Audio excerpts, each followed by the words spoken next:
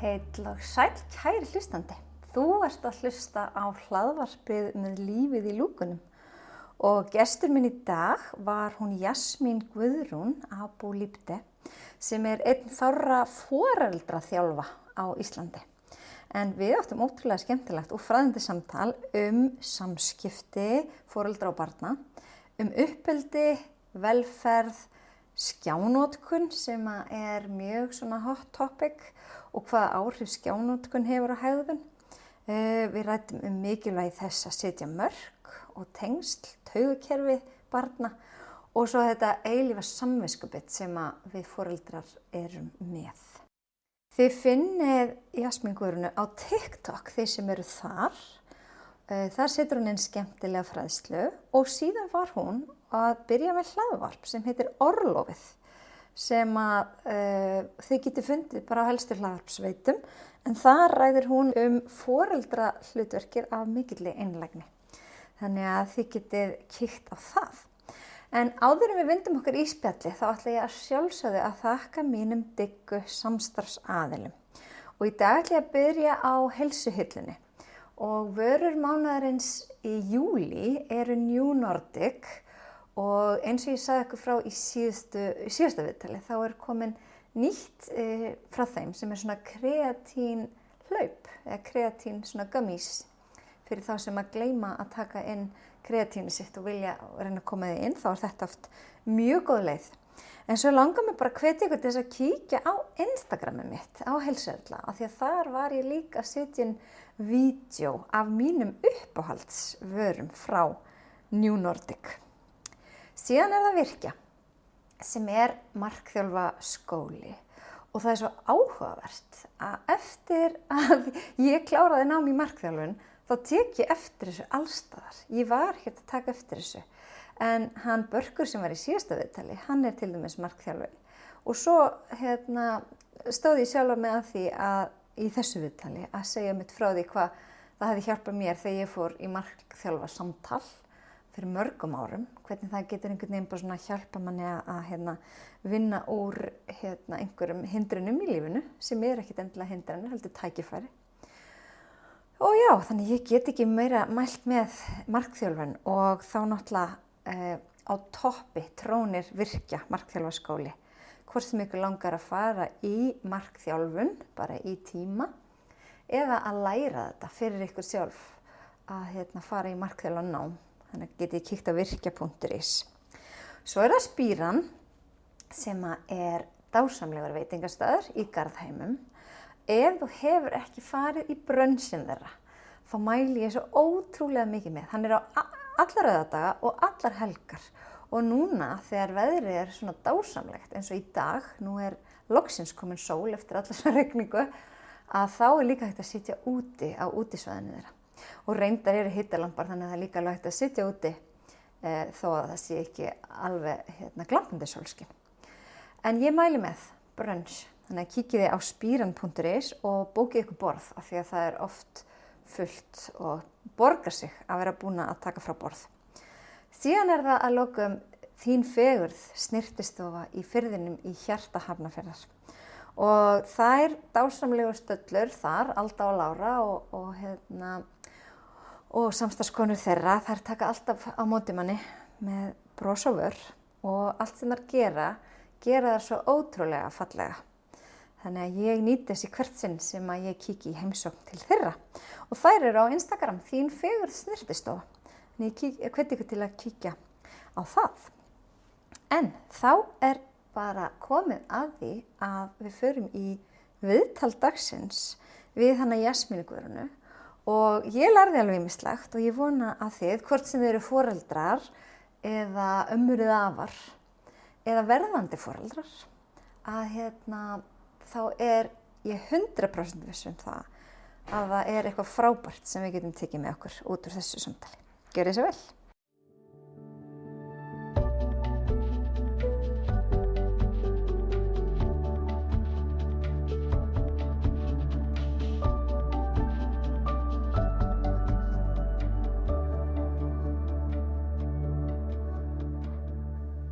Gestur minn í dag er hún Jasmín Guðrún sem er foreldraþjálfi. Já, hæ. Það er eitthvað sem ég hefði bara, ég raun og veru aldrei heyrt að væri sérstakt nám.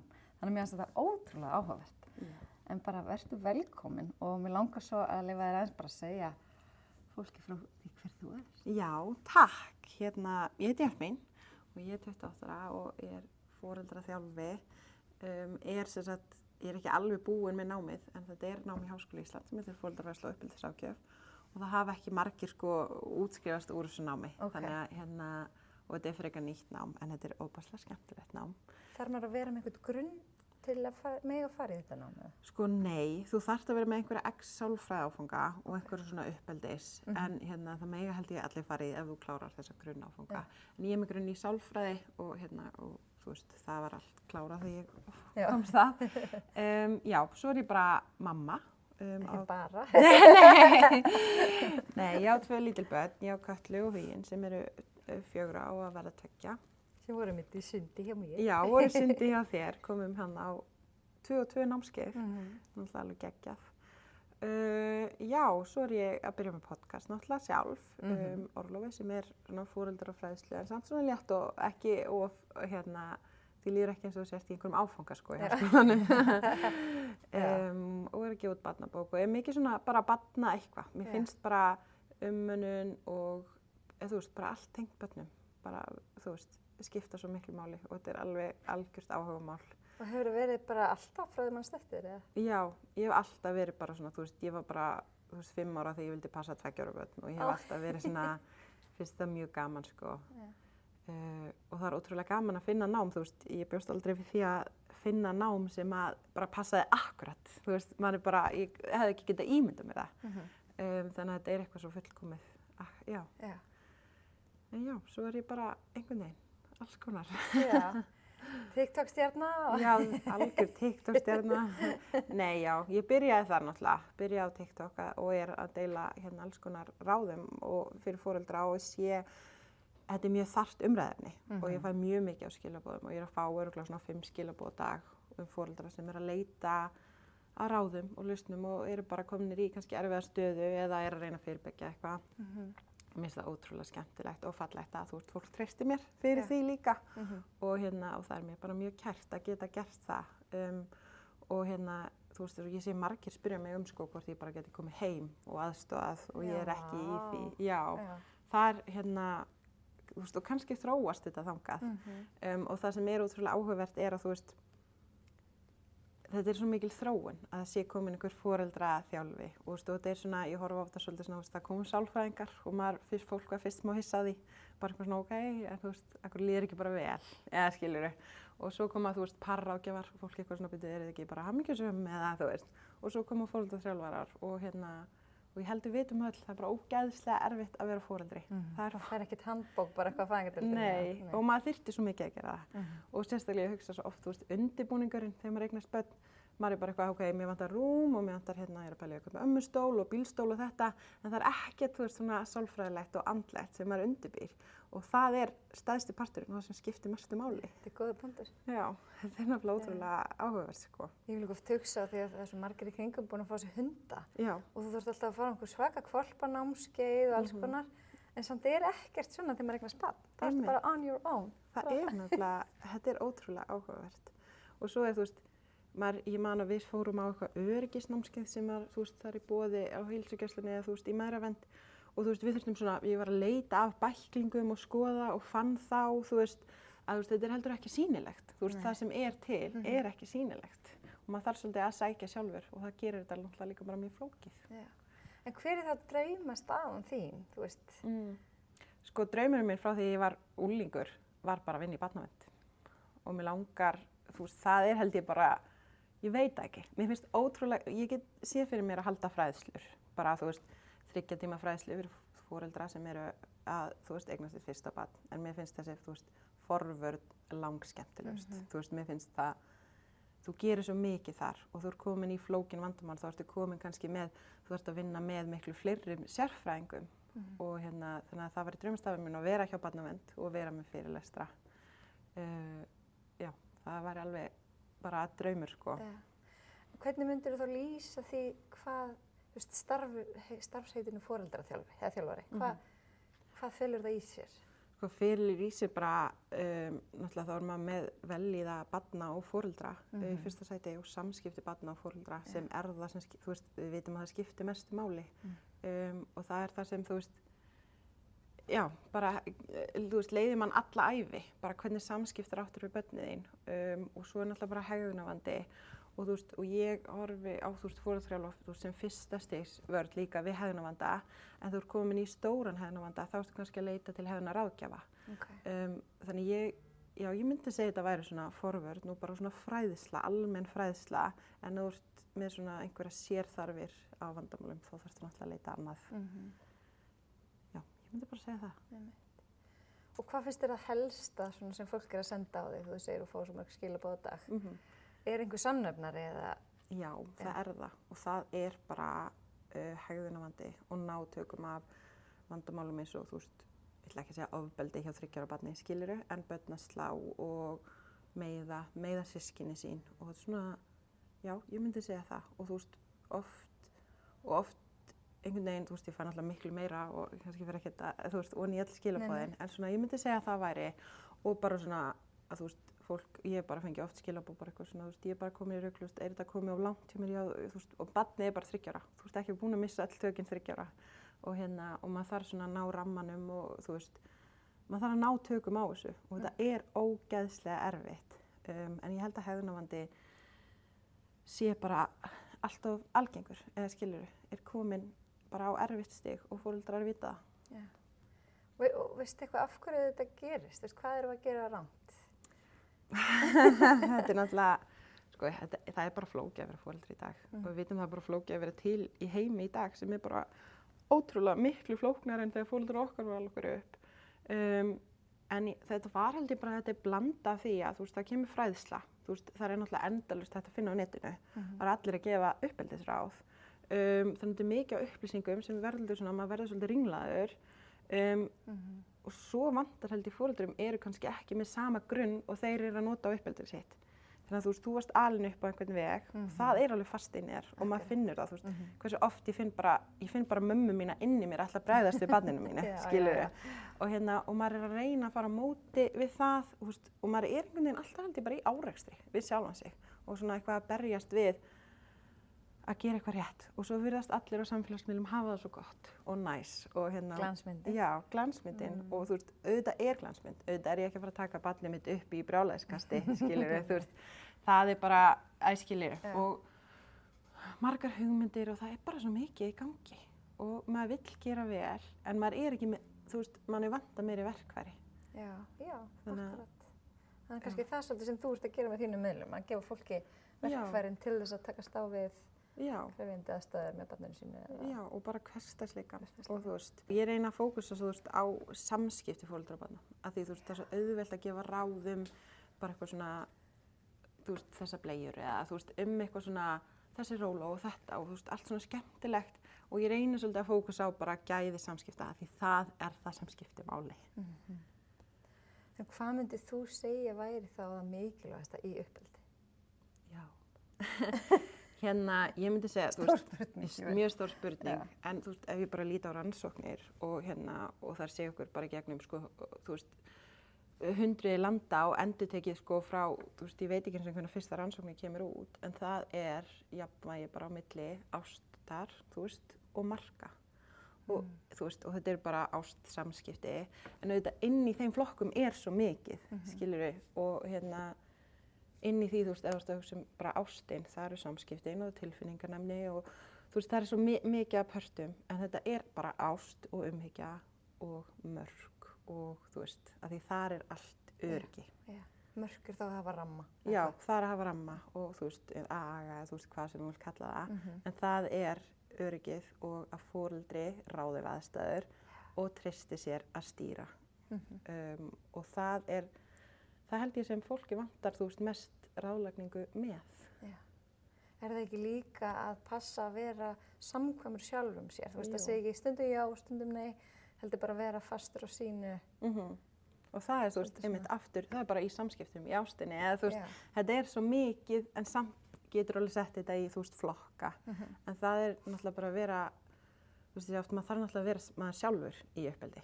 Maður þarf, þú veist, að vita bara gildi sín og hvað ég stend fyrir og ég fæ, þú veist, ég hef líka fengið spurning eitthvað svona, þú veist, 5 ára stelpa mín í fótbolta og hún langar hætta en ég er búin að borga, hvað ég gera? Og ég, þú veist, raun skiptir það ekki máli, en þú getur spurt þig hverju gildi mín. Ef gildin þín eru bara þrautsega, þú veist, það er það sem við erum, þá bara spjallar við barnið þitt og segir, heyrðu, við verðum bara að klára þessar 6 vikur. Og ef þú ert, þú veist, gildið þitt að hafa gaman, þá segir þú kannski við barnið þitt eitthvað svona, já, bara finnum eitthvað annað. Þú veist, það er það sem skiptir máli og það eru samskiptin, það er ekki endilega ákvarðanirnar.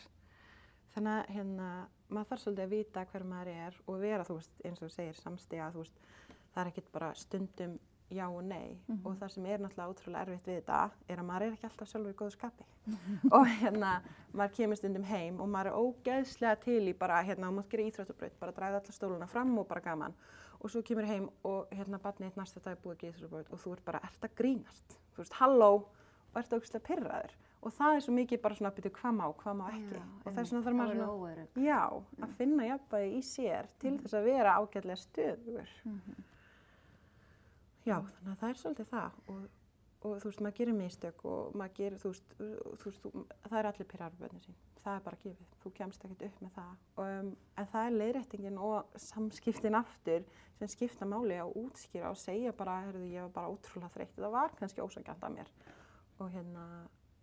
Og leyfa þeim svolítið að vita hvað er í gangi, þú veist, með því að tala og útskýra. Ég hjá eftir því einhverju vídeónu á TikTok þá talaði þú veist, taugakerfið barnanna. Já. Og mér finnst það er eitthvað sem er bara svolítið nýtt í umræðinu. Fólk var ekkert að spá í taugakerfinu fyrir nokkrum árum og ég vil líka bara rekst á þetta í heilsu almennt hjá fullorðnum. Já. En þú veist, hjá börnum þá er þetta náttúrulega svo ómótað í raun og veru. Þú veist, við getum haft svo mikil áhrif á það. Mikil áhrif, já. Og þú veist, heilsa barna í raun og veru skiptir svolítið miklu máli bara hvernig þeim líður. Það er bara held í númer 1, 2 og 3. Ef þeim líður vel, Einmitt. þá eru einhvern veginn allir vegið færir. Já, það er bara þannig að ef barnið líður vel, þá gerir það vel. Það er þannig. Og í grunninn verðum við náttúrulega að trúa því að börn séu góð og þau ætla vel. Og ef það gengur illa, þá er eitthvað að. Út af því það vilja allir bara, þau vilja láta ganga vel, sko. En já, þetta með taugakerfið, það er náttúrulega ótrúlega áhugavert af því það er svo ómótað og þú veist, hversu djúpt maður getur farið í það en þú veist, þú myndar bara tengingar í haustum bara við það að vera of mikið öskrandi eða þú veist, bara alls konar einhvern veginn og þau eru svo stillt inn á foreldra sína og þau læra svo af foreldra sínum bara hvernig þau bregðast við og þau finna allt á sér. Þau finna á sér ef þau líður illa. Þau finna á sér, þú veist, hvað er í gangi, en þau skilja það ekki. Þau eru ekki góð að tjá það eða þú veist, þau eru ekki með rökhugsunina og þess vegna er svo mikilvægt að útskýra og hjálpa þeim að róa taugakerfið sitt. Og þess vegna erum við búin að fara frá náttúrulega uppeldi í svona, þú veist, þessu stjórnunar uppeldi sem kannski var í að sýna tilfinninganæmni og að skilja og róa taugakerfið. Og það er oft þannig að ef ég er róleg, þá er ég líklegri til að ná barninu mínu til að vera róleg. Og það er ekki, þú veist, skilurðu, bara almennt ef einhver er að öskra á þig og þú öskrar tilbaka, þú veist, það verða bara miklu stærri árekstri. En ef þú ert róleg, bara fullorðinn einstaklingur þegar einhver öskrar á þig, þá nærðu oft að róa aðstæður. Og það gerist það sama við börnin. Og ég sé, þú veist, fólk er svolítið hrætt við þetta. Af því að við ólumst ekki svona upp. Við ólumst ekki upp í það að mamma saðst hjá mér og sagði bara þú mátt alveg vera pirruð. Þú veist, þetta er ótrúlega leiðilegt að fá ekki, þú veist, ís. Ég bara skil það. Og þau mega alveg vera pirruð, en það þýðir samt ekki að mörkin fari. Við erum með mjög skýra namma, bara eins og í þessu. Bara þú færð ekki ís, það er ekki boði, en þú mátt alveg vera pirraður yfir því. Það má alveg. Og þannig kennum við þeim á tilfinningar sem skipta öllu máli. Það er svolítið áhugavert þetta kynslóðabil. Þú veist, uppeldi hefur breyst rosalega mikið og líka bara hlutverk kynja. Já, ekkert smá mikið. Þú veist, feður eru að verða miklu mýkri, er það ekki? Jú, miklu mýkri og miklu meira með. Já. Og sem er geðveikt og mér er geðveikt að þú veist, ég skoða bara, þú veist, papparnir sem eru að fylgja mér, þú veist, mér er það bara geðveikt og auðvitað eru margir en þá sem kannski hrista hausinn, en það er líka bara hvað, þú veist, hvernig pappa þeirra voru og hvernig er horft á, þú veist, kallmenn. Þannig en hérna bara, þú veist, feður bara vá hvað er mikill snúningur á þessu og það er alveg geðveikt og það er svo mikilvægt fyrir börn að sjá þetta og fá að eiga báða foreldra sína bara til staðar fyrir sig. Og það er svo hérna áhugavert, þú veist, í rannsóknum þá erum við samt ekki, það eru ekki komnar, það sýna okkur ekki afleiðingarnar á feðrum í dag. Það sýna okkur, þú veist, við erum búin að rannsaka þetta, þú veist, hvað áhrif pappar og mömmur hafa börnin sín miðað við eldri, skilurðu. Já, hvernig hérna uppeldi var fyrir einhverjum árum. En hérna það er rosa mikil viðsnúningur og þú veist, pappar að taka, þú veist, hvað, hálft ári í fæðingarorlofi eða þú veist, það er alveg geðveikt. Já, einmitt. Og hérna við fögnum því og ég held að þeim líði líka bara betur. Vilja bara vera líka í lífi barnanna sína og vita hvað er að gerast, sko. Já. Einmitt. Mér langar aðeins að fara kannski aftur pínu hérna að hegðunarvanda því að þú ert svo mikið að takast á við það. Já. Og hérna, ég man ég var að horfa á hérna eitthvað, þú veist að segja það svo mikilvægt að segja hlutin bara einu sinni. Já. Geturðu farið aðeins í það? Já, það er hérna, já, ég segi svona einu sinni tvisvar að segja, þú veist, bara vart með barn og þú ert að segja bara við erum að fara upp á sundi og hérna að þú sért ekki að suða í barninu. Þú sért ekki að segja 5 sinnum í röð að því hvert skipti sem þú ert að segja það veit barnið skiptir ekki máli. Af því að það veit þú segir það aftur. Og hérna, og þú ert bara að gefa þau skilaboð að orðið mín skiptir ekki máli. Þú veist, ég segi það bara aftur, þú gerir það sem þú vilt og það er ekki rammi og þú vilt hafa ramma og þess vegna segir þú veist, þú segir einu sinni og ef það gengur ekki, segir þú bara aftur, heyrðu, viltu koma eða á ég að sækja þig og þú tekur ákvörðunina og það er allt of mikil ábyrgð á börn að ráða bara öllu. Það er allt of mikil ábyrgð eitthvað svona, nei, ég ætla ekki að koma upp á núna, þú veist, þú ræður því ekki og hérna, og það er svo mikilvægt og það sem gerist oft í þessu þú ert að suða, maður verður svo pirraður. Þú veist, ef ég er búin að segja barninu mínu 4 sinnum að loka skúffu og það hlustar ekki, þá enda ég á bara, hei, þú veist, að loka skúffunni og þá ertu búin að segja barninu mínu aftur, það er ekki að loka fyrir mamma reið, skilurðu. Og hérna, og þess vegna er svo mikilvægt að fylgjum eftir því sem við segjum, bara fylgjum eftir orðunum okkar og það gerir það svo miklu léttara líka í framhaldið að börnin vita ef þú segir þetta þá á það að koma, þá á það að stoppa af því að þetta verður ekki auðveldara. Það verður ekki, ef barnið þitt veit að það þarf ekki að hlusta á þig, það verður ekki auðveldara þegar það er 10, 14, 15 ára sko. Akkurat. Hérna, og þess vegna er þetta mikilvægt og ég segi, þú veist, maður er að leyfa allar tilfinningar. Kannski er barnið bara að við tökum sundið, ógeðslega ósátt og segir, ok, þá sæki ég, öskrar, þú heldur á þig, það öskrar og sparkar, en þú ert búin að taka ákvörðun og þú ferð upp úr og barnið veit, mamma ræður. Og það má alveg vera ósátt, það má vera pirraður og það má öskra, en það þýðir ekki að þú ráðir því. Þú ræður ekki hvað við gerum, en þú stjórnar tilfinningunum þínum. Það er bara ofboðslega mikilvægt fyrir börn að vita. Hvernig tryggir maður þá þetta frá upphafi að þau, já, að maður þurfi bara að segja hlutin eins og tvisvar? Það er bara sama með lítil börn. Þú segir bara lokaðu skúffunni og svo ferðu og tekur það. Og hérna, og maður har aldrei verið reiður, skilur. Þetta snýst ekki að vera reiður. Þú ert bara staðföst. Og líka við þessi litli börn, þú getur ekki reikna með einu sinni að þau loka eða setja kertastakan aftur á borðið. Þú getur ekki reikna með því, þau er ekki að fara að gera, en þú þarfst að standa upp og þú veist, taka kertastakan eða stoppa hegðunina. Og hérna, og þú gerir það bara frá upphafi. Og það verður miklu léttara ef barnið er 2 ára. Þú ert búin að gera þetta frá því að það var 8 mánaða. Þannig að það er bara óbúslega mikilvægt að byrja strax. Og það er þessi, þú veist, sem segir bara þessi forvörn í að, þú veist, barnið er að fara að hlusta á þig og maður segir það sem maður meinar. Þannig að það er mjög mikilvægt. Og svo er, þú veist, má maður líka alveg gera mistök. Þú mátt alveg segja, heyrðu, hvað upp úr sundi? Og svo segir bara, nei, mér langar að vera svo, mér langar að vera ennbyrnum. Og svo er eitthvað, ok, ég er alveg til að vera 10 mínútur lengur, skilur. Þú mátt breyta skoðun, en það þarf ekki, þú veist, það er svo öðruvísi að breyta skoðum á mínum forsendum. Mínum forsendum er eitthvað svona, ok, ég er til í 10 mínútur. Eða eitthvað svona, já, ok, ef þú vilt það. Eða skilur, það er ótrúlega mikil munur. Já. Þannig bara sína þeim frá upphafi og líka, þú veist, maður har heyrt þetta, það er svo mikilvægt fyrir börnin að finna að það er einhver sem að ber ábyrgð, skilurðu. Það er það. Þau þurfu ekki að bera ábyrgð, það er rammi og það þrífast allir betur innan ramma. Það er nefnilega það, það er öryggið þeirra og hérna, þú getur ímyndaðir í heimi sem þú hefur, þú veist, þú getur ímyndað hvað eru bara með lítinn heila. Þú veist, það er svo lítið, þú veist, þau eru bara ótrúlega lítil og þú veist, þau eru ekki búin að mynda bara alla tengingar og allt þetta og þau vilja finna og þau finna með ramma að ég get treyst á þig. Að þegar, þú veist, það eru stóra ákvarðanir. Já, og ef það er erfitt, þá get ég treyst á að mamma taki, þú veist, ákvarðanina og hún verður, já, bara stýrir þessu og það er mjög mikið öryggi í því og það sem við sjáum með börn sem eru í agaleysi, þú veist, að vanta ramma, að þeim líður ótrúlega illa og þau haga sér miklu verð af því að þeim líður ótrúlega illa og þau vilja finna stöðuleika og við erum stöðuleikinn þegar við setjum ramma. Það er alveg þannig. Og þá kannski komum við svolítið að sko sjálfsmynd barna. Já, ég veit. Sem við vorum líka að tala. Já, sjálfsmynd barna, já, þetta er allt svo áhugavert og þetta tengist náttúrulega allt mjög mikið. Og sjálfsmyndin náttúrulega mótast í öryggi og í ást og fá að vera þú og það er svo mikilvægt að vera staðfastur og að finna öryggi í foreldrum sínum að því þá líður þér vel og þá ertu miklu líklegri að geta byggt ofan á það eitthvað annað eins og bara tilfinningarnæmni og að leyfa eitthvað annað frelsi og þú veist það er svo margt sem byggist ofan á grunninn.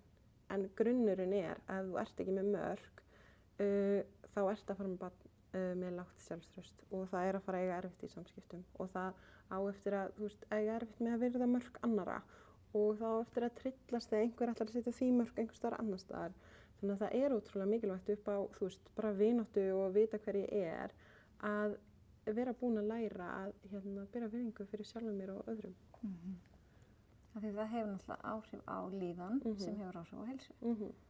Þetta er allt svona tengt, þú veist. Einmitt. Og já, eins og segja, þú veist, með þessum mörkum þá ertu að læra að bera virðingu fyrir öðrum og mörkum einhvers annars og þannig lærir þú að fyrirmynd að bera virðingu fyrir sjálfum þér og öðrum og ef þú ætlar að eiga góð samskipti og við vitum að vinátta og þú veist barna skiptir rosalega upp á sjálfsmynd og bara lífið að eiga góða vini og jafningja og þú ert bara svolítið að taka það tækifæri af börnunum þínum ef þú ert að gleyma mörkunum. Já. Því þá kunna þau ekki, þá vaða þau yfir mörk annara. Já, og það nennir enginn að leika við eitthvað sem veður bara yfir mörk annara og hlustar ekki og það má ekki setja þeim mörk og þess vegna er þetta óbúslega mikilvægt. En mér finnst líka svo merkilegt þetta sko, kannski komum við aftur á taugakerfinu, veist, að ef að barnið hlær þegar maður skammar það, mér finnst það svo ótrúlega punktur, veist. Já. Maður hefur svo oft séð þetta. Ég veit, að þau bregðast þannig við. Þau bregðast þannig við. Að þau fara bara í flight og fright og þau eru bara, veit ekki hvað að gera. Já, en foreldrar halda þessu dónaleg. Já, og það kemur bara af kynslóðinu á undan okkur, skilurðu. Það var bara að við vissum ekkert taugakerfið, skilurðu, við vissum ekkert hvað var að gerast. En það sem gerist er að þau verða bara það hrædd og þau veit ekki hvað að gera og þau hlæja og þetta er bara fight mode og það eitthvað svo að þau veit ekkert hvað þau eru að gera heldur. Þetta viðbragð kemur, þetta er bara náttúrulegt, þau veit ekki hvað að gera og þau verða hrædd og þess vegna er svo mikilvægt að átta sig á þú veist alls konar svona sem börn gera og þetta er ekki viljandi og þau eru ekki að vera dónaleg og leiðileg eða þú veist hvað sem það er. Þetta kannski tengist þessu ekki alveg, en veist, mér finnst ekki gaman að horfa á hryllingsmyndir, en þegar ég horfði á hryllingsmyndir, þá fór ég alltaf að hlæja. Í alvöru? Þetta er bara taugakerfið mitt. Veistu eitthvað? Það er ógeðslega fyndið og hefur ekki heyrt bara fólk bara hlærandi í, þú veist, jarðarförum og bara svona, veit ekki hvað að gera og það bara kemur eitthvað viðbragð. Þetta er alveg, Þetta er ótrúlega áhugavert. Þetta er svo áhugavert og svona er taugakerfið svona óbúslega skemmtilegt líka. Já, einmitt. Og bara kannski mikilvægt að kenna, bara nú ég bara hugsa út fyrir kassan, að kenna börnum strax, þú veist, leiðir til þess að róa taugakerfi, öndunaræfingar og svona einhverja hugleiðslur og eitthvað svona, þú veist, að færa athyglinni á milli líkamshluta, þú veist, þetta er svo, ef þau kunnu þetta lítil, þá er svo auðvelt að nota þetta eldri, þú veist, nú er ég að kenna hérna í menntaskóla og ég og Sonja, samstarfskona mín, við erum báðar að kenna jóga og reyndar einu viðbót og við leggjum útrúlega mikla áherslu á þetta að þú veist að við erum að gefa þessum nemendum tól til þess að róa sitt eigið taugakerfi.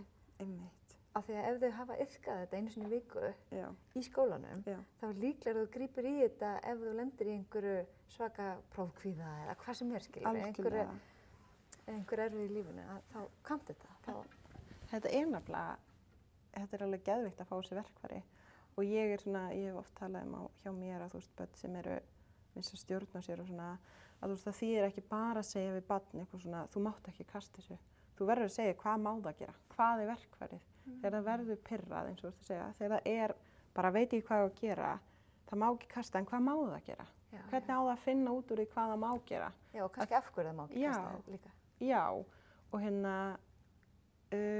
já, auðvitað er það líka, en þú veist, ok, ég má ekki kasta, ok, ef ég verð reið, má ég kýla í, þú veist, púða, þú veist, hvernig má ég losa þessa orku og og alveg eins líka með svona öndun og eitthvað og ég hef svo sem ekki farið að kenna börnunum mínum það, en það er náttúrulega, þú veist, ég held að það sé alveg næsta skref, skilurðu, af því fyrst erum við held ég að leiðrétta það sem á sér stað og svo förum við að næsta og það getur verið bara eins og við að róa taugakerfið með alls konar svona. Mér fannst þetta svo flott, sonur minn var einu sinni með þjálfara sem þú veist að því að hann var svona, var bara ógeðslega reiður á tímabili þegar hann var yngri, þú veist, og þá í staðinn fyrir að skamma hann, þá sagði þjálfarinn bara, heyrðu, ekkert mál, þú bara farðu bara til hliðar fram og komdu bara þegar þú ert tilbúin. Og mér finnst þetta svo flott. Það er geðvikt. Þú veist, þá náði hann og svo bara þegar hann var tilbúin og þá fann hann sjálfur, nú er ég tilbúin að láta skapið mitt ekki stjórna mér og koma aftur inn. Það er alveg geggjað og geggjað að þjálfurar sé meðvitaðir það og koma þessum verkfærum. Af því að þú veist, við þurfum náttúrulega, það er ekkert gaman alltaf að mamma sé alltaf eitthvað svona, heyrðu, gerðu bara þetta á þú veist, þú vilt líka fá þetta frá öðrum í samfélaginu. Það hjálpar ótrúlega mikið og það er svo, þú veist, tilfinningar eru svo eðlilegar, við megum ekkert gleyma því. Það er bara mjög eðlilegt að vera mjög pirraður eða reiður eða í íþróttum, þú veist, það er bara, sumir þú veist, sum börn bara fæðast með keppnisskap, sko. Þú veist, maður finnur bara mun á börnunum sínum, þau eru bara allt öðruvísi og það má alveg. En þú veist, þú þarft að finna lausn til þess að losa þetta eins og þetta, bara geðu eitthvað gott dæmi. Já, mér fannst þetta ótrúlega flott, sko. Svo náttúrulega bara vex þetta af þeim, skilurðu, þroskast og... Einmitt, og þau finna sína einu lausnir, en þú veist, þau vita að það er hægt að gera eitthvað annað í staðinn og það er mjög mikilvægt. Einmitt, ég held, sko, þessi aðferð að skamma, hún var svo rosalega ríkjandi eins og því ég var barn. Hún var rosalega... Þá var ennþá verið að raskella, skilurðu. Það er enda svakalegt. Já, veist, ekki eitthvað að bera bossan, en skilurðu, ég man bara alveg eftir því, það var bara inn með þig, skilurðu. Einmitt. Þetta þótti bara eðlilegt. Þetta þótti nefnilega mjög eðlilegt og þú veist, og skamma í dag, þú veist, raskella er ekki eðlilegt, skilurðu, það þykist ekki eðlilegt, en fólki finnst það skamma alveg svona ágætlega eðlilegt, sko, sérstaklega með tölum eldri kynslóðana, þú veist, ömmum og öfum eða þú veist, og þú veist, þetta er samt líka bara í samfélaginu, þú veist, það var alveg eðlilegt á tímum að yfirmaðurinn drullaði yfir þig, bara öskraði á þig og svona þessi svona smá niðurlægjandi taktík og líka þjálfarar er ekkert ennþá bara öskra og niðurlægja leikmenn og og það er að verða þróun sem er svo geggjuð. En þú veist, þetta er í manni og maður finnur það og ég finn að mér langar stundu bara, þú veist, segja við 4 ára barnið mitt að fara inn í herbergi. Mér langar bara að vera reið og bara, þú veist, það er miklu auðveldara fyrir mig, persónulega, bara að senda hann í burtu.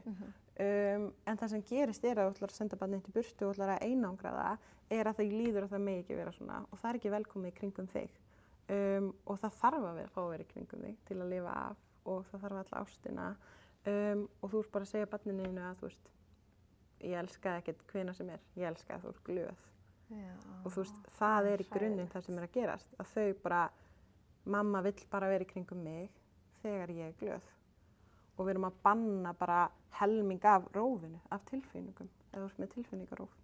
Það má bara vera hamingjusamur í kringum mig, af því það er auðveldara. En þegar það er erfitt, þá vil ég ekki sjá þig. Og við erum, og ef þetta er, þú veist, ekki að segja, þú veist, auðvitað gerir maður mistök, stundum sendur barnið þitt inn í herbergi. En ef þetta er konstant, ef þetta er alltaf svona, bara ef barnið þitt er ekki ána, þá þarf það að fara, þá ertu búin að segja barninu þínu, það er ekki skilyrðis ást hjá mér. Það er skilyrði og það er að vera glöð. Og við vitum alveg, og ég held að, þú veist, maður getur bara alltaf ímyndað sér afleiðingarnar sem það hefur svo. Og og þú veist, jú, við erum alveg fungerandi í dag, en það er margt sem maður, þú veist, þurfti sjálfur að vinna úr og gera og til þess að líða betur og átt að sjá. Og ég, þú veist, ég tengi bara, ég hugsa stundum eins og bara út í kulnun, skilur af, þú veist, náttúrulega kannski þín kynslóð, eða þú veist, eldri, bara að fara í kulnun og þú veist, partur þau getur verið bara að þau viti ekki að það megi líða ákveðin hátt og þau bara byggja lífið upp og svo bara hrynur það. Og við erum alveg, þú veist, að því fólk eitthvað svona þessi kynslóð er svo viðkvæm, má ekki neitt, en ykkar kynslóð er líka viðkvæm, skilur á allt annan hátt og það sést bara allt öðru Af því að það var alltaf sko farið fram úr sér svolítið, það gengi svo mikið á hörkunni, það var bara harkað af sér. Já, og svo sjáum við að það gengur ekki og þannig líður engum vel. Það er bara, já, það er ekki þannig. En mér finnst líka, það er svo margt flott sem að þú hefur að segja og það er nú ástæðan fyrir ég fekk þig hingað. Og sko þetta hvernig við tölum sko barnið fyrir framan barnið. Já. Það fannst mér svo mikilvæga punktur. Já, það fór nú alveg á loft sko, ég sá fólk, jú. En það er að tala fallega börn fyrir framan börn og líka þegar þau heyra. Já, þeir litli pottar hafa stóra eyru. Já, algjörlega, það er þannig. Og því maður er svo vanur og þetta er þetta ekki illa meint, þú veist. Og maður er svo vanur eitthvað svona, hún er svo mikil, hún er algjör frikið, hún fær ekki það sem hún vill. Þá bara brjálast hún. Já. Þá staðfestum við það? Já, við erum bara staðfest það og þá er bara barnið bara, ok, mamma segir ég sé frek, þá er ég frek. Því við erum bara sjálfsmyndin þeirra. Við erum bara búað þau til. Og ef þú ert alltaf að tala svona, þá er barnið ekki að fara að hætta að vera frekja eins og eðskilur. Og það er svo mikil munur og ég man ég sá einhverja stelpingum að tala að mamma hennar þegar hún var úlingur, hún talaði alltaf fallega hana. Hún sagði alltaf bara að hún væri svo góð og hún væri svo yndisleg og eitthvað. Og þú veist, hún fann bara það móta hana. Þú veist, það hélt áfram líka við, þú veist, úlingsárin og þú veist. Þannig að það er ótrúlega mikilvægt. Og ef þú veist, jú, það er alveg gott að finna einhver tengi við mann, bara oh my god, það er svo erfitt að eiga 3 ára barn eða þú veist, 7 ára barn eða eitthvað, en þá þarf maður að passa hverju heyra. Já, ekki tala þið fyrir framan þau. Nei. Eða þú veist bara, þú eru bara að fara út á kaffihús með vinkonunni, skilurðu. Já, því þau heyra. Þau heyra nefnilega. Ótrúlega margt. Og þau eru ekki góð að tjá það og þau eru ekki búin að læra það. Þannig að kannski segir þú þetta og það fór illa í barnið eitt og svo sér hegðunarvanda seinna daginn eða þú veist. Og að því að það kemur allt út í hegðun. Þannig að það er svolítið áhugavert það kemur allt út í hegðun, hvernig þeim líður. Það gerir það nefnilega. Og þess vegna er svo mikilvægt að reyna að horfa á, þú veist, handan hegðunar. Að bara, ok, hvað gæti verið í gangi? Þú veist, hvað er hún að reyna að segja? Ekki bara barnið sé óþekkt eða og ég tala líka einhvern tímann það eftir leikskóla. Þú veist, það kemur náttúrulega verða mikið oft bara brjála eftir leikskólabörnin. Þau bara trillast og að það er út af því að þau eru búin á því. Já, þau eru búin að vera í áreiti kannski 8 tíma á dag með öðrum börnum. Þau fengu ekki allt sem þau vildu. Þau áttu, þú veist, kennara sem þau þurftu að bíða eftir matnum. Þau voru svolítið svöng. Eða bara, þú veist, þá var tekið að perludóti eða skemmt eitthvað eða eitthvað. Það er bara eitthvað svona og þau ná ekki til það og þau eru bara að reyna að komast í gegnum daginn. Svo komast þau til þín í öruggar aðstæður og þau trillast. Og það er svo leiðilegt að vera eitthvað svona, hættu þessu. Þú veist, nennirðu bara, getur við, þú veist. Þegar barnið þarf bara að losa út orku og við verðum að leyfa þeim líka að losa bara út á örugum stað. Að þið leið og þú leifir því að gerast. Þá er það kannski 10 mínútur, svo getur barnið haldið áfram í daginn. En ef að þú ætlar alltaf að stoppa þetta með því að gefa þeim eitthvað eða með því að skamma þau, þá er þetta að fara að halda áfram út daginn.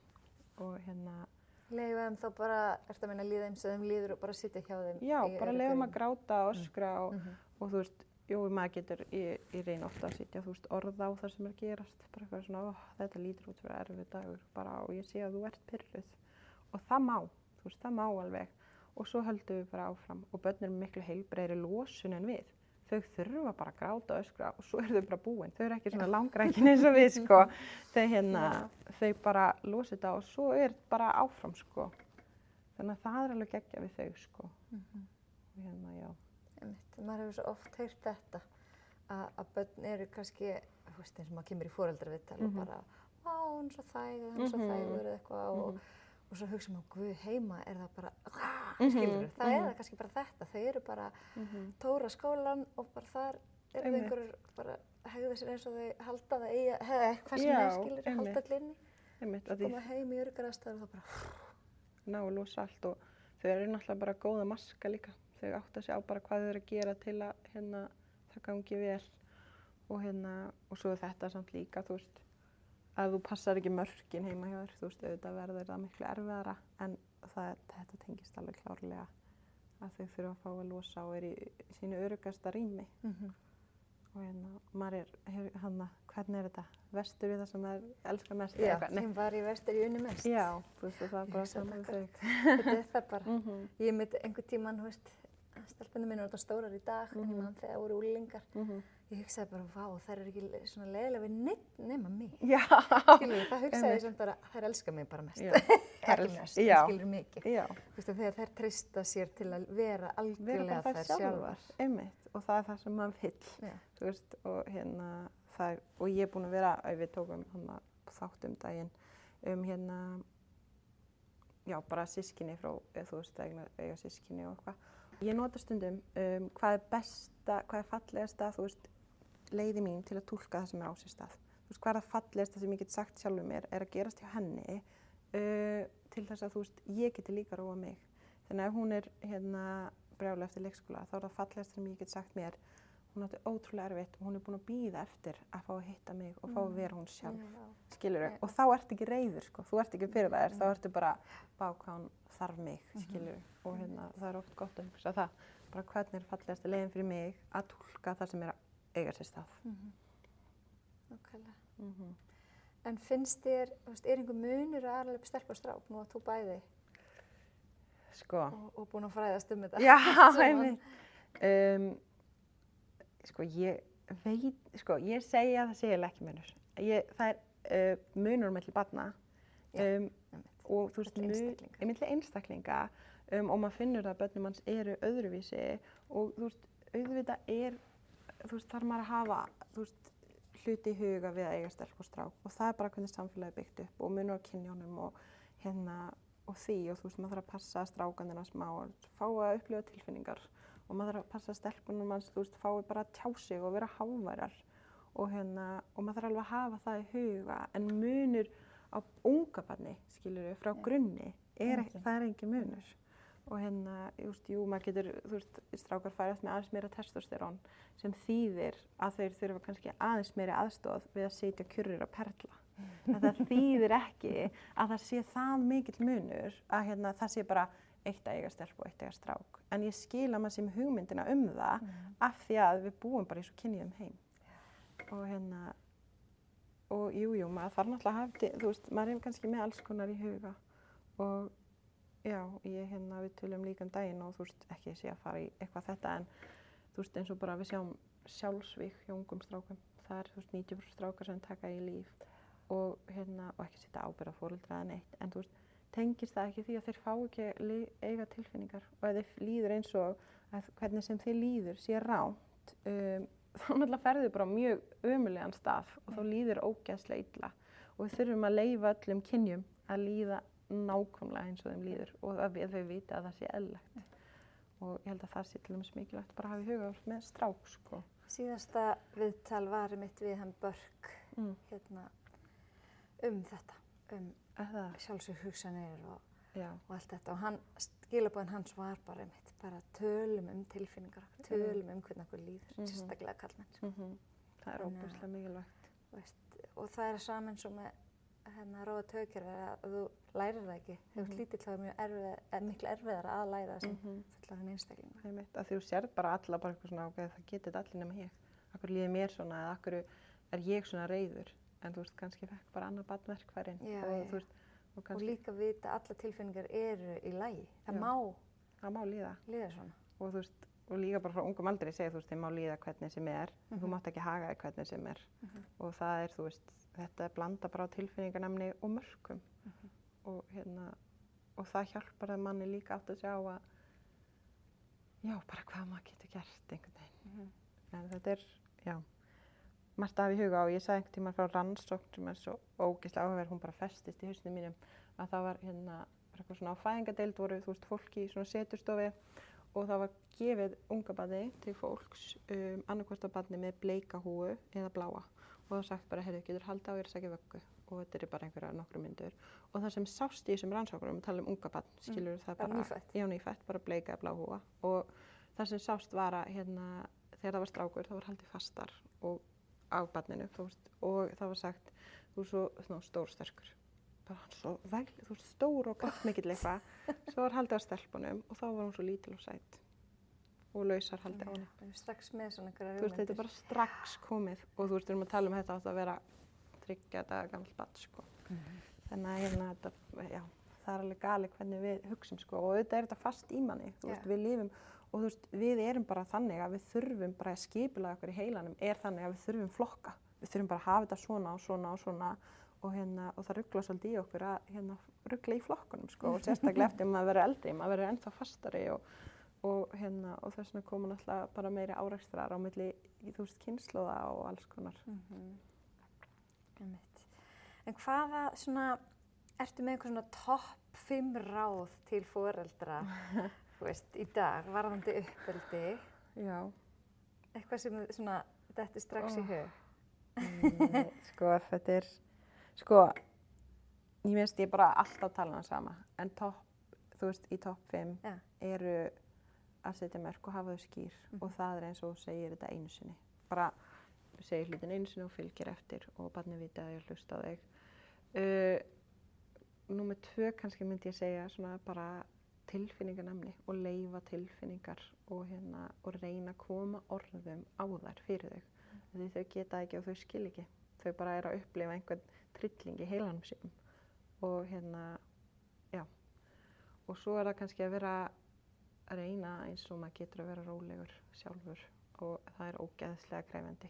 Að lána taugakerfið sitt hefði ég minnst það svo fallegt. Það er nefnilega ótrúlega fallegt. Einn af fyrstu þáttunum mínum sagði Friðrika þetta við sittum með mér. Já. Að lána einhverjum taugakerfið. Einmitt. Það er nefnilega það. Þú ert að lána þeim taugakerfið þitt þangað til þau hafa stjórn á sínu kerfi. Og það er ótrúlega mikilvægt. Og svo er kannski að láta samviskubiti ekki éta sig. Og það er mjög krefjandi en við vitum að samviskubiti hefur ekki góð áhrif og heldur á samskipti við foreldra og barna. Og að maður minnir sig á að ég er að gera mitt besta og að þú gerir mistök og það er ekki hægt að vera fullkomin. Og svo fyndi ég sat einhvern tímann í skólanum og kennarinn er eitthvað svona, já og svo það er ekki hægt að vera fullkomin foreldri og maður er eitthvað, ok, og svo er ekkert gott að þú væri fullkomin. Þá ertu bara að setja barnið þitt upp að vera fullkomin og þá er ógeðslega erfitt að feta þau fótspor og maður er svona, ok, get ég ekki gert neitt rétt en það er ekki gott að vera fullkomin og maður er að gera sitt besta og svo bara, já, ég veit ekki, svo bara er það tíminn að gefa barninu sinni tíma. Dýrmætasta sem þú getur gefið. Dýrmætasta sem þú getur gefið þeim og sérstaklega þennan óskipta tíma sko og ég segi oft bara 10 mínútur á dag í það að vera inn í herbergi eða eitthvað og leyfa þeim algjörlega stjórna skiptir mestu máli og það er það sem þau vilja mest af öllu, það er að vera með foreldrum sínum. Þau eru alltaf mamma, mamma, Já. mamma, mamma. Og af því að þeim langar svo mikið að vera með þér og í heiminum sem er endalaust að tækni og maður er oft í símanum og allt þetta það er ótrúlega mikilvægt að vera bara í núinu með þeim og þau finna alveg fyrir að þú ert í símanum sko og þau finna að þau eru ekki aðalatriðið og það er svo leiðilegt að og ég er oft í símanum sko en að reyna að vera að minna sig á að þau eru það sem skiptir mestu máli og ég hugsa oft mér er í raun alveg saman allt svo lengi sem börnum mín eru í lagi og en samt er ég ekki að sýna þeim kannski alla athygli eða skilurðu þau eru ekki upplifa sama móti því ég sit í símanum á meðan þau eru að reyna að tala við mig og já, svona hvernig getum við sýnt þeim það að þau skipta langmestu máli. Ég myndi að segja það, en ég er búin að segja 5 með það. Ég er bara að tala. Nei, ég hef sagt áður frá í einum ef ekki 2 þáttum frá Still Face Experiment. Já, þannig að þetta byrja strax í vöggu, bara fólk eru bara að googla þetta. En þetta er svo svakalegt, bara þú ert að gefa barni brjóst og þú ert kannski í símanum og hvernig er andlitið þitt, skilurðu. Í staðinn fyrir að vera að horfa á barnið og brosa og geifla, það er maður með svona still face og þá fá þau ekki þessa tengslamyndun sem við þurfa. Þannig að þurfum svolítið að bara, ég meina, tæknin er bara þannig við þurfum. Ég er rosalega oft að svara póstum og einhverju og sjá samfélagsmiðlana, þannig ég er mikið í símanum og tölvunni. Maður þarf bara að vera duglegur að setja mörk á milli. Þetta er tíminn og svo bara alveg óskipt athygli til barnanna á milli. Og svo er maður er fyrirmynd, skilur, og og ef þú ert í símanum og þú færð samviskubit skilur þá getur þú sagt við, þú veist, það léttir oft á manni bara að segja barninu eitthvað svona, ég festist svolítið í símanum í dag, eitthvað svona, ég ætla ekki að vera í honum morgun eða þú veist, ég ætla að gera eitthvað svona og að við erum líka fyrirmyndir í því. Þú getur ekki alltaf til að barnið þitt vil ekki horfa á sjónvarpi eða hangi í símanum þegar það eru 10 ára ef þú ert alltaf í símanum fyrir framan þig. En þess að segja með stillface sem svo ótrúlega áhugavert og ég held að fólk hafi fundið það líka að þegar þú komið barn aðeins eldra og þú ert í símanum og ef þú ert í símanum þá byrjar barnið oftar að vera pirrað og þá vantar tengsl og samskipti og byrjar að haga sér verr og þess vegna hefur þetta svo ógeðslega mikil áhrif. En auðvitað þurfum við að finna jafnvægi að þú veist, það ekki hægt að vera bara aldrei í símanum. Þú veist, ég held að ég myndi ekki geta það, en að reyna bara að muna þetta og minna sig á og ef þú gerir mistöku eða ert of mikið í símanum, þá máttu það samt ekki láta éta, þú veist, éta þig, skilurðu. Og það er samviskubit, sko. Já, það skemmir bara margt fyrir manni að vera að hanga í því, sko. En skjátími barna? Já, sko. Yay or nay? Sko, ég held við þurfum bara að finna milliveg. Þú veist, ég held við komumst ekkert hjá því að nota skjá og þú veist, það er náttúrulega bara ideal að nota hann ekki fyrir 2 ára. Og mér finnst alltaf alveg smá sorglegt að sjá börn í ömmustól en þá bara 8 mánaða að horfa á sjónvarpið. Mér finnst það, þú veist, það er svo óþarft, skilurðu. Og þú veist, jú, kannski áttu barn sem á ótrúlega erfitt að vera á leikmáttunni, bara eitt og þú þarft að gera eitthvað, en það þarf að finna aðra lausn en það. Og ég veit að það er ótrúlega auðvelt að grípa í þetta. En þú veist, þá þarftu bara að taka með þér á klóstið og þarftu bara að taka með þér í ömmustólinn og gera þvottinn og af því að þetta sígur svo í mann, þú veist, athyglina og þegar þú ert byrjaður, þá versnar oft sko athyglin þeirra til að gera eitthvað rólegra út af því að það er svo mikið í gangi og þú nennir ekki ennþá bara að horfa á kubbana þína eftir að þú ert búin að horfa á eitthvað efni. Þú fórst miklu örvun. Já, einmitt og það sem ég bara langmikilvægast í þessu er að þú velur efni sem er viðeigandi fyrir aldur og fyrir barnið af því þau læra svo ógeðslega mikið á því sem er að gerast í sjónvarpinu. Spegla hegðunina. Já, þau spegla hegðunina og þú veist, og þar líka sjáum við muna stelpum og strákum. Hvað eru strákar að horfa á? Þú veist, akkur eru strákar á deildinni og dóttur mín að horfa á Spiderman og eru bara eitthvað að hoppa og eitthvað öskra og gera einhver læti þegar þú veist, dóttur mín fara að horfa á Blæju sem er rólegt efni eða skilur að efni skiptir langmestu máli og ég myndi ekki hafa meira en þú veist 30 mínútur á dag fyrir þessi leikskólabörn sko en þú veist nýttu þá, þú veist veldu svo 30 mínútur vel og veldu gott efni, þú veist það er svo mikilvægt. Við viljum ekki hratt efni, við viljum ekki slagsmál, við viljum sjá góðar, rólegar fyrirmyndir og og það sem er ótrúlega áhvert eins og börnin mín hafa hort mjög lítið á sjónvarpið að þau hafa engan áhuga á því að því þau fá ekki þessa hröðu örvun sem dregur inn, þetta er bara svo fíkn, þú veist, þau draga þau ekki inn og ég hef alveg, segi það ekki, óska þess að þau getur sitt aðeins lengur að horfa en það er svo heilbrigt að festast ekki við þetta. Og ég tek stundum dæmi, þú veist, þegar ég var yngri þá var náttúrulega bara línuleg dagskrá þannig að maður þurfti að bíða í heila viku eftir næsta þætti ef maður var að fylgjast með einhverju. En núna bara skroll. Ef þau fíla ekki eitthvað eftir 5 sekúndur þá eru þau bara farin að horfa á næsta YouTube-myndband eða hvað sem er. Skilur. Og ég var núna í Danmörku í síðustu viku og þú veist, það var barn held ég 2 ára, jafn gamalt og huginn. Og við sátum í lertinni og hann var eitthvað svona, hann var ógeðslega pirraður og þau voru með bangsa börnin mín og hún langaði svo í bangsa og eitthvað, þú veist, skiljanlega, hún langaði bara í fallegan, sætan bangsa og og mamman snýr honum við og gaf honum símann og hann var á YouTube Reels, bara að skrolla, þú veist, 2 ára og það er, þú veist, ég bara veit ekki hvað orð maður getur notað yfir það, sko. Nei, þetta er svolítið það sama og maður sá einhvern gefa barninu sínu appelsín í pela, skilurðu? Já, einmitt, þetta er bara sama, bara kynslóðar, skilurðu munurinn. Algjörlega, bara hvað, já, þetta er það. En ég held... Nú veit fólk betur með það, en þetta með skjáin er að síga inn. Já, sigtast, hvað segir það? Já, sigtast inn. Ég veit ekki. Þau eru ég held að það sé að koma meira og meira og ég sé meira á TikTok að foreldrar, þú veist, sem hafa, ég vil ekki segja mistökin, en hafa hort svolítið á sjónvarpið og hafa tekið það út að og þau bara eru bara að það er raunverulega bara galið hvað er mikil munur á hegðun og þau taka út hegðun, þú veist, þau ná bara og þau eru líka með hreyfiþörf, sko. Það er ekkert gott bara að sitja og horfa. Nei, þetta er mjög miklu hreyfiþörf. Já, og ég veit ekki, þú veist, maður ofta að velta sig fyrir, þú veist, akkur börnin að haga sér svona, akkur svona.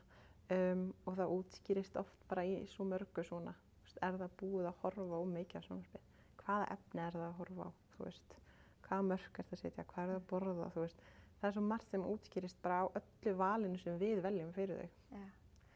En ég held líka, við búum bara í svo ótrúlega, þú veist, uppteknum heimi. Þú veist, það allir svo mikið að, þú veist, við erum að taka þátt í svo mörgu við fullorðna fólki. Að maður kannski pínu að drukkna, en þá það, þú veist, kannski sorglegt að segja þetta og ég kannski þetta óvinsæl skoðun. En börnin fá pínu að gjalda fyrir það því við erum bara að kaupa frið, skilur við, til að fá smá andrými sjálf. Það nefnilega, það bara 100% þannig. Það við erum alltaf að kaupa frið og það held ég líka sem ég tala í byrjun, þú veist, þessi togstreita á milli að, þú veist, þetta allt svona, maður vill gera allt rétt og maður vill eiga allt eins og allir aðrir og svo vill maður gera allt eins og allir aðrir og maður bara einhvern veginn að finna jafnvægi og þú veist, og ég veit ekki hvort mér langi eins og segja þetta en það náttúrulega umræða að, þú veist, foreldrar hugsa sjálfan sig sem það þú veist, við vitum það, ef þið líður illa Þetta svo erum við skrifin á Já, ef þið líður illa sem, þú veist, mamma, þá finnur barnið þitt og hefur áhrif á barnið þitt. En þú veist, þú verður samt líka að geta fundið aðra lausnir en að, þú veist, fara eftir leikskóla á 2 tíma æfingu og barnið þitt fyrir gæslu. Eða skilur, þá verður að finna jafnvægi á milli og það þarf auðvitað að hugsa sjálfan þig, ekki að segja það, en ef þú ætlar að eiga barnið sem heimi þá verður að gefa þig tíma. Barnageymsluna. Já, barnageymsluna. Ekki barnagæsluna, en barnageymsluna. Nei, ég veit, einmitt, ef þau eru búin að vera 8 tíma í leikskóla þá alltaf mikið að fara klukktíma aftur í pössun, skilur. Já, ég alveg saman. Þetta ótrúlega, eða miklu flóknar að vera foreldri í dag heldur en það var fyrir mörgum árum og bara heimurinn bara búin að breytast og við, að reyna að gera eitthvað svo margt og mikið. Og svo líka bara á Íslandi lífsgæða kapphlaup. Við erum lítið samfélag, það hjarðhægðun. Ekkert eðlilega mikið rætt. Ég held að væri auðveldra ef ég byggi í sveit einhvers staðar í Hollandi eða whatever, skilur bara taka dæmi. Ég hef ekkert fyrir mér í sem ég bara ímynda mér. Að það leiðu á lífstílinn hægari, að þá bara hefur maður allt í einu meiri tíma. Já, það þannig sko. Skilur fyrir sjálfan sig og barnið sitt eða barnið sína. Bara meiri peningar og meiri tíma sko. Og ég veit ekki, ég sé að þú veist, Þórdís, eða kona mín ásett vinkonur út í kynntist í mastersnámi Svíþjóð og maður finnur það á þeim og við á líka eina frænku sem bjó í Noregi, þau eru bara eitthvað svona, þú veist, hvað? Þú veist, Royal Copenhagen hvað? Þú veist, hvernig skál? Eða skilur þau bara tengja ekkert við þetta og líka, þú veist, við sá bara í Köpen, þú veist, það fólk ennþá með, þú veist, heyrnartól með snúru. Skilur ég hef ekki séð á Íslandi núna í 5 ára eða eitthvað. Það enda að koma aftur í tísku. Já, kannski út af því. Minn úlingur komið með þetta, aftur í snúrun. Já, ok. En svo það komið í tísku. Þau eiga kannski AirPods og þau eiga allt, en svo þau eru að kaupa nýtt núna því það flott að vera svona. Þetta ógeðslega fyndið. Það var gott að geta grafið upp gömlu heyrnartól. Já, einmitt. Vá, einmitt, þetta fer allt í hringi, en mér finnst sko, nú elsta barnið mitt fætt 2004 og ég vildi svo mikið að ég hefði vitað allt þetta sko þá. Mér fannst ég þegar ég eignaðist síðan 3. barnið mitt, 2012, þá var ég miklu meðvitaðri hvað ég var að gera í uppeldinu. Hitt var svolítið bara á autopilot, en ég held reyndar þetta var svolítið mikið fyrir tíma samfélagsmiðla. Þeir voru ekkert, þannig að lífið var einhvern veginn hægara, ósjálfrátt. Svo náttúrulega bara leið og allir þessi samfélagsmiðlar fóru að koma, þá einhvern veginn fór fólk meira að fylgjast með hvað þeir voru að gera. Það ótrúlega áhugavert að þú fannst mun á því. Já, ég meina auðvitað maður eldri og þroskari, en líka bara ég vildi bara að allir foreldrar fengju þessar upplýsingar bara á fæðingardeild. Bara gjör svo vel, það sem barnið þitt þarf öruggt rými til að geta tjáð tilfinningar sínar. Það þarf mörk, það þarf ást og tíma, skilur já, ég get gefið þetta. Það þarf ekki flottasta rúmið eða flottasta vagnin eða, skilur alls ekki, sko. Það þarf ekki og þetta náttúrulega orðið galið með þetta barnadót. Það allt náttúrulega ógeðslega dýrt og það þarf, barnið þarf bara þig í þeirri mynd sem þú ert, skilur og En það mjög áhvert út af því oft þegar ég tala náttúrulega umræðu, þú veist, systkini, þá fyrir fólk svona, var með allt á hreinu með fyrsta barn og svo misti. En það er gaman að heyra að fólk fari líka í, þú veist, öfuga átt. Já, þú veist, ég er ekki til að segja að alveg eitthvað illa Nei. Heldur bara að ég vissi ekkert hvað ég var að gera. Bara, en þá varst þú bara alin upp eins og þú veist, oftast þú varst alin upp, þú veist, og það kemur mjög náttúrulega fyrir manni, bara hvernig maður var alin upp, sem er náttúrulega bara ekki í takti við, þú veist, oft heiminn í dag, bara við alla breytingar og allt þetta. En ég man bara að það var ótrúlega dýrmætt hvað maður gæti gefið það mikinn tíma. Já. Þú veist, ég hugsaði bara, vá, ef ég var eignast barn í dag, ég er í miklu fleiri áhugamálum og gera miklu meira núna en ég var að gera þá. Já, maður áttar sig á bara, þú veist, í þessum heim í dag, maður getur gert eiginlega hvað sem er. En auðvitað tekur það einhver tól, einhver staðar. Já, nákvæmlega. Æjá, þetta er, það er alltaf gott að læra nýtt. Já. En þá hugsa maður samt bara, vá, hverju hefði það breytt ef ég hefði vitað þetta fyrr? Ég veit ekki. En það er, þú veist, sko, rannsóknir sýna líka að flestum börnum, sko, vegur vel. Þú veist, þannig að, þú veist, flestum börnum, eða einstaklingum, gengur svo bara ágætlega í skiluru og auðvitað er, þú veist, bara vinnur maður úr alls konar hlutum eða pælir í einhverju sem gerist þegar maður er lítill og eitthvað, en flestum vegur mjög vel og það getur líka alveg tekið pressu af fólki að, þú veist, ok, þetta verður alltaf leið þótt ég sé búin að gera þetta eða þetta og ég er svona meira, þú veist, hvernig getur maður létt líka bara á lífinu akkurat núna og, þú veist, fyrir framtíðina. Já, einmitt, einfalda lífið. Já. Nákvæmlega. Nákvæmlega. Sér þú einhvern veginn, sko, hvernig svona gott uppeldi, hvað er gott uppeldi fyrir þér og mér, það er, þetta er stórt, en getur einhvern veginn sé hvernig það gæti haft áhrif á heilsu barnsins? Með þína menntun, þú veist, hvort þú sjá einhvern annan vinkil en ég? Á bara andlega heilsu þá eða? Bara heildræna heilsu, þú veist, já. Sko, við vitum bara að öll, þú veist, ef við fyrir bara í, þú veist, eins og uppeldishættir hjá Dínu Bomrund, held ég hún heiti, að þeir sýna sig aftur og aftur að þeir hafi bestu áhrif á bara alla heilsu, vellíða og vitum að vellíði hefur áhrif á, þú veist, bara hreyfingu og matar, þetta er allt bara, og það er aftur bara ást og mörk. Það er bara það sem hefur mestu áhrif, að vita að ég er elskaður sama hvað og ég get treyst á mörkin og að mamma mín sé til staðar sama hvað og þetta hefur áhrif á, þú veist, öryggi og tilfinningar og samskipti og gefið svolítið góðan pakka út lífið, sko, að þetta tvennt. Og svo er, þú veist, alls konar leið og og þó við séum, þú veist, maður með sikkur skoðanir á, þú veist, nákvæmlega hvernig farið að þessu, þá er það þetta tvennt sem skiptir mestu máli. Einmitt. Mér fannst einmitt, sko, ég finnst það gott að taka dæmi úr eigin, eins og þú gerir úr eigin börnum. Já. Að bara eftir síðasta viðtal, sjálfsvígin og allt þetta, þú veist, þá bara settist ég niður með stráknum mínum, sem er 13 ára 14 og sagði bara, þú veist að sama hvernig þið líður, þá má líða svona og það er svo mikilvægt að tala um það, svo það byggist ekki bara upp og þú þarft ekki endilega að tala um mig, þú má tala um hvað sem er. Bara einhvern sem þú treystir fyrir þessu en hann hefur enda bara alltaf verið ótrúlega góð við að segja mér alls konar, þannig að, en ég minna maður veit ekki því að það er annað með ungbörn og svo unglinga, þú veist, það er bara tvennt ólíkt að ala upp, þú veist, small kids, small problems, big kids, big problems, eins og maður verið, skilur það. Einmitt.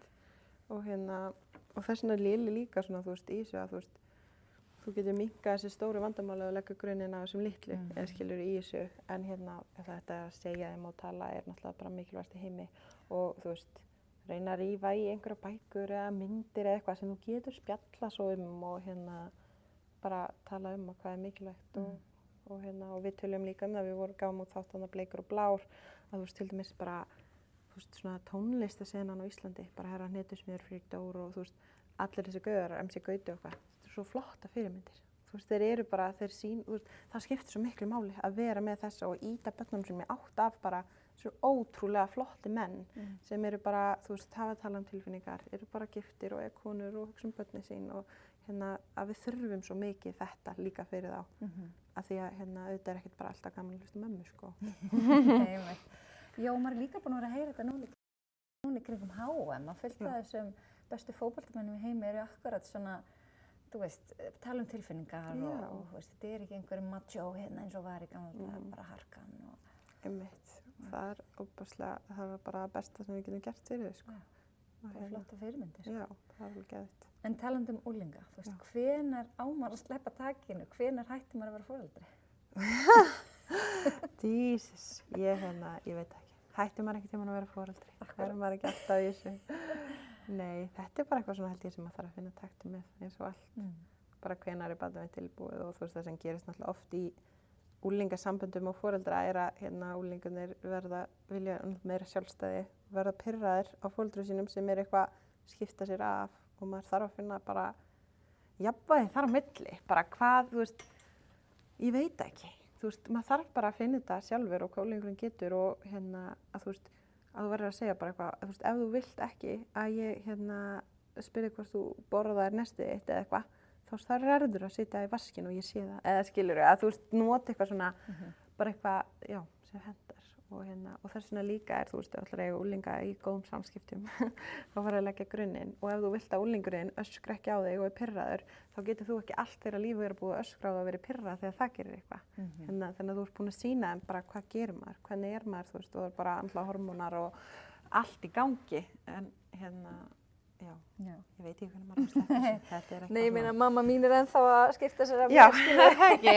Ég er 46 ára. Já, ég meina, og það sem maður læri líka. Það er aldrei að vera foreldri. Nei, að þú veist, þegar mamma mín skiptir sér af mér í dag, þú veist, ég tek ekkert inn á mig, ég veit alveg hvað meira, en úlingar taka inn á sig, bara eins og sér að taka sjálfstæði og það get ekki verið sjálft.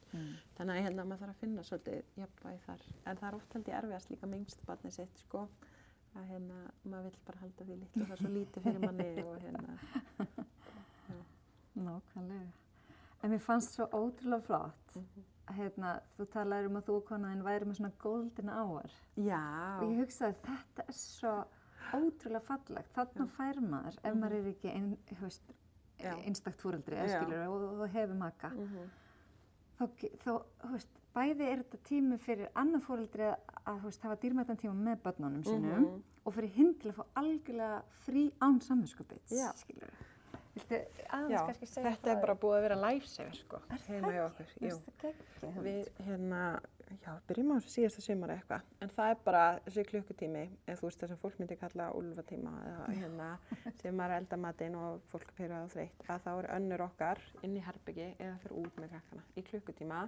Það sem að hún fær bara að njóta, bara 100% og ekki gera þvott og ekki gera neitt annað, þú ert ekki með símaðinn og þú ert bara með þeim og hinn er á móti að elda og reyna að þrífa og ganga frá eins miklu hún getur og hún er bara, þú veist, þá er maður bara með AirPods og maður er bara, ég er oftast að hlusta podcast og ég er bara að njóta mín og maður er bara í sikkvoru og svo einhvern veginn, maður fær bara bríðar og stundum eftir daginn og sérstaklega í sumarfrí með börn, þar er maður bara annan klukkutími í friði og svo er maður góður. Og líka bara þótt að stundum bara ógeðslega næs að vita bara ég er ekki ábyrgð á neinu öðru en að vera með þeim í núna og þetta léttir líka á að þú veist, við erum ekki á kvöldin að ganga frá heima okkur, við erum búnar að ganga frá og það er svo mikilvægt að eyða ekki öllum kvöldum í að ganga frá og auðvitað þurfum við einhvern tímann að skilja auðvitað tökust tíma að klára skilur daginn en þegar maður er með lítil börn, guð góður, það er allt út allt og maður þarf bara að fá tíma til að anda og þú veist, og þetta er þú veist eins og maður þarf tíma fyrir sjálfan sig og með því að gera þetta þá fáum við tíma fyrir okkur og börnin töpuðu enga á meðan og það er kannski jafnvæg eins og ég var að segja áðan, þú veist maður þarf að finna tíma fyrir sig en maður þarf líka að mæta því sem þarf að mæta. Einmitt. Ég var með heilsumarkþjálfun í boði, ég reyndar ekki að taka að með nýja einstaklinga, þannig að því miður ekki þetta að sækja hjá mér núna.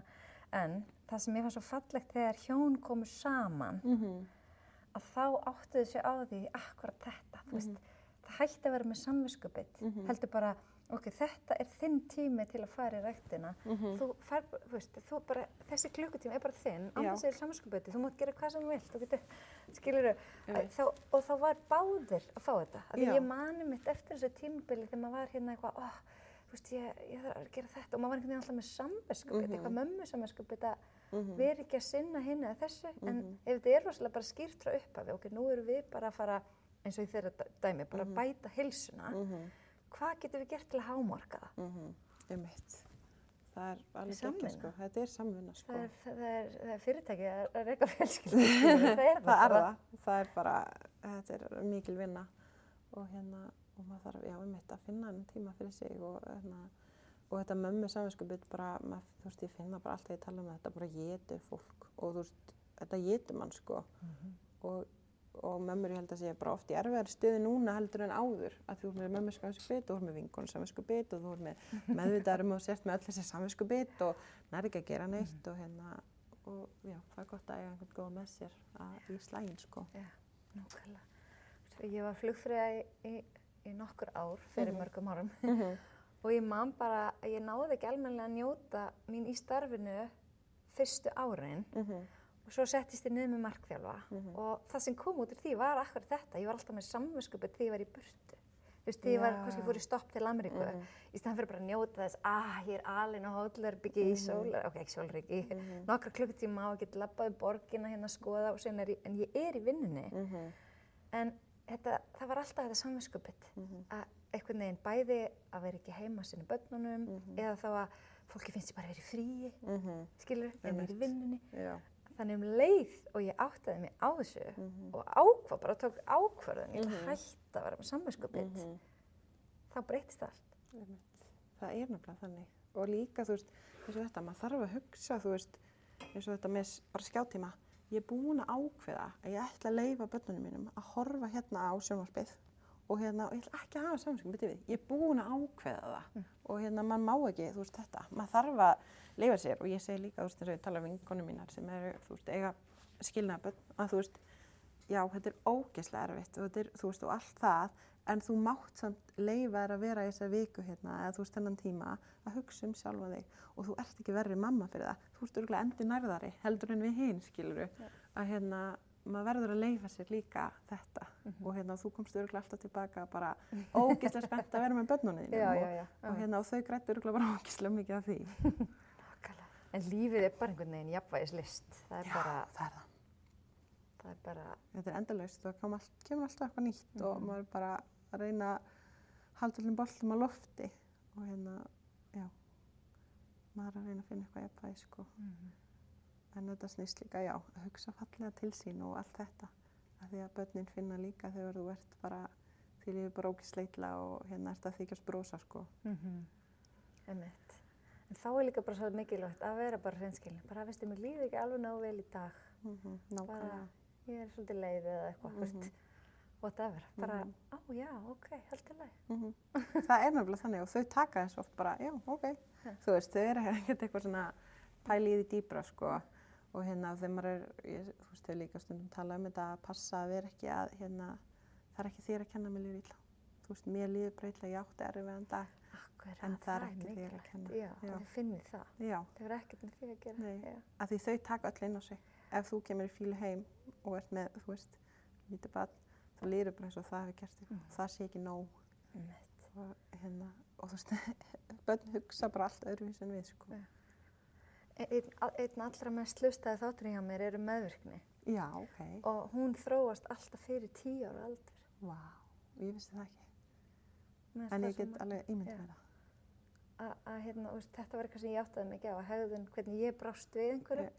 Það hefði allt með að gera hvernig ég mótaðist sem barn. Það er náttúrulega alveg klikkað. Og þetta er bara eins og, bara mér finnst bara eiginlega allt, sko. Þetta er allt bara mótað á þessum fyrstu árum, sko. Og það er svo auðvelt náttúrulega bara að eiga meðvirk börn. Af því að þau vilja svo gera þér til gæs og þau vilja að mömmu líði vel. Þau bara reyna að gera allt, sko. Og maður finnur að, þú veist, dóttir mín er svolítið svona að gefa, þú veist, hún vill að allir séu glaðir. Og og þú veist, ég er að passa mig alltaf að vera ekki bara eitthvað, þú er svo góð og þú ert svo ógeðslega og svo fallegt, skilurðu. Þú mátt alveg borða bara nammið þitt sjálf og þú þarft ekki alltaf að gefa, eða skilurðu. Að og maður er náttúrulega stundum að ýta undir það. Að því meðvirkni lítur út fyrir að vera bara næs, sko. Þetta er alveg, já, það er ótrúlega áhugavert, sko. En mér finnst alltaf gaman að spyrja það sem koma til mín, hvað er heilsa fyrir þér? Það heitir heilsuhlaðar og ég er búin að fá sko 100 og eitthvað mismunandi svör. Það er svo gaman sko. Hvað er heilsa fyrir þér? Sko heilsa fyrir mér held ég væri bara að líða vel og líða vel með sjálfan sig og vera í sjálfum sér. Af því ég held þú getur ekki gert neitt ef þið líður ekki vel. Og ég tala mikið held ég en ég sé ofta á TikTok svona þjálfara. Þú veist það er alltaf bara að fara á hörkunni og gera þetta og eitthvað. Og þetta er náttúrulega oft ungi þjálfarar eða þú veist og ég hef sjálf verið að þjálfa, ég hef alveg verið þarna en það virkar ekkert fyrir alla. Ef þið líður illa þá þýðir ekkert alltaf bara að fara á hörkunni og á þú ert miklu líðlegri til að afreka meira í ræktinni eða í öllu þegar þið líður vel og ég held að maður þurfa að fókusa á það sko. Nákvæmlega. Er eitthvað að lokum? Eitthvað lokað orðið eða eitthvað sem að ég er að gleyma að spyrja sem skiptir miklu máli í þessu? Nei, ég held ekki, en þú veist, maður má heldur ekki gleyma að njóta og vera bara maður sjálfur og reyna að gera sitt besta. Það er, reyna að gera sitt besta og vera bara meðvitaður, þú veist, en þú mátt ekki gleyma að njóta. Þú ert ekki bara alltaf í vinnunni, þú ert með börnunum og bara ætlar að kenna þeim þetta og passa þetta og hafa þetta. Þú verður líka að hafa gaman af því, sko. Og mér finnst oft, þú veist, ég sé svona bara á náttúrulega samfélagsmiðlum það núna náttúrulega mikið af sumarfríi og margir að tala svona, það er erfitt fyrir sumarfríbörnum og það er bara, og maður þarf að hafa fyrir því og alls konar. En þó það sé það og margir tengja, átt ekki að gleyma að njóta þess að veri. Því barnið þitt á eftir að vera ári eldra á næsta ári og það verður öðruvísi. Maður má ekki festa sig í, þú veist, þessum hugsunum. Það sé mjög mikilvægt að minna sig á það, sko. Og ég var alltaf núna í Köben og við fórum í dýragarðinn og ég var bara ógeðslega gaman. Og svo sagði Þórdís kona mín við mig eitthvað svona, er þetta ekki gaman, þetta var draumurinn þinn? Og ég var bara, ha? Og þá myndi hún að, þú veist, í byrjun ást, þá langaði mér svo ógeðslega að fara í dýragarð með krakkana. Og ég var bara, og það leit ekkert út fyrir það að við gætum farið, bara, þú veist, bara peningalega og eitthvað, bara ógeðslega dýrt að fara út. Og ég fekk svona, vá, þú veist, þetta var draumurinn minn. Og þú veist, maður fekk svona, ég er hérna núna. Þú veist, það sem mér langaði að gera fyrir hálfu ári. Þannig að maður verður að muna það líka. Það er að bara fá að vera, sko. Ég held að sé alveg það, sko. Já, æðislegt. Og hvar finnur fólk þig, eða vil fylgjast með? Já, sko, TikTok, þetta er bara Jasmín Guðrún, foreldraþjálfi og ég er mjög mikið þar. Og ég er eitthvað svona að reyna að fara með Instagram en mér gengur ekki nógu vel þar, mér finnst TikTok svo þægilegt. Við miðaldra fólk eru meira á Instagram. Já, einmitt, ég þarf ekki að ná til ykkar, þeir eru búin að þessu. Já, það er rétt. Já. Nei, og svo er ég með podcast Árlofi núna að byrja sem er líka svona foreldrafræðsla. Já, æðislegt. Er það á öllum helstu hlaðvarpssveitum? Já, Apple Podcast og Spotify. En kannski ein spurning. Já. Ertu með einhver ráð til fyrst fyrir ömmur og afa? Af því að það er mín kynslóð. Já. Við erum á Instagram. Einmitt, já. Þú veist, varandi þá bara hvernig á nálgast? Já, bara þú veist uppeldi, af því að maður hefur oft heyrt að, þú veist, einhver er að pirra sig og amman er alltaf að gera þetta. Eitthvað skilur þau? Þetta er náttúrulega mjög vandmeðfarið. Þetta er mjög oft erfitt og sérstaklega oft með fyrsta barn, þú veist, ég upplifa bara sjálf, þú veist, maður er bara mjög viðkvæmur og maður þarf þegar maður er amma og afi og bara einhver annar, maður þarf að spara ráðin, sko. Maður þarf að bakka og maður þarf að leyfa þeim og ekki svo oft, þú veist, og ég er þannig sjálf, mér langar bara að gefa öllum ráð, en ég þarf að passa mér þetta stærlega í lífi, ég ætla ekki að éta alla foreldra sem eru nálægt mér, skilurðu, að ef barnið er ekki í lífshættu og þú veist að foreldrarnir er að gera sitt besta, þá verður bara að leyfa að gera það, þótt það sé öðruvísi en það sem þú gerðir. Og ef þú ert eitthvað ósáttur og ætlar að tala, þá verður að gera það í innrúmi og það má ekki gera það, þú veist, fyrir framan börnin eða bara þegar foreldrarnir eru í miðju, þú veist, atviki eða því sem er í gangi. Og ég held að þetta sé oft flókið líka fyrir afa sem eru, þú veist, eiga, þú veist, strákin, eru, þú veist, ekki foreldrar mömmunar, af því að, þú veist, þær leiða oft uppeldið og En já, þú veist, það er líka bara samskipti og fá að tala við foreldrana og segja, þú veist, mér finnst erfitt að fá ekki að gera þetta og reyna að spara ráðin sín, sko, og leyfa foreldrum að koma til sín frekar. Og ég finna að, þú veist, þá voru allir miklu, það ætla allir að gefa mér ráð því að þetta er fyrsta barnið mitt. Svo ætti ég, þú veist, huginn á öllum alveg sama og þú veist, það bara gengur og treysta því að foreldrarnir sé að gera sitt besta, af því þeir eru í flestu tilfellum að gera það. Og líka kannski bara sem mamma og afi að spyrja, þú veist, foreldrana, þú veist, má ég gefa barninu ís eða skilur hvað sem það er, því ég man bara, má búin að vera að halda ís frá, eða súkkulaði frá fyrsta barni, skilur svo, með annað og þriðja verið dags fyrr.